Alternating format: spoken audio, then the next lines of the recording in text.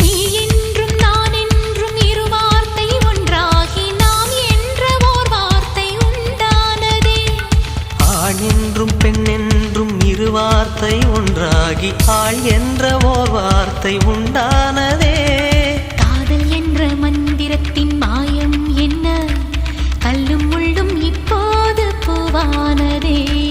வானவில்லின் துண்டொன்று மண்ணில் வந்து யாருக்கும் சொல்லாமல் பெண்ணானதே. தென்மேற்கு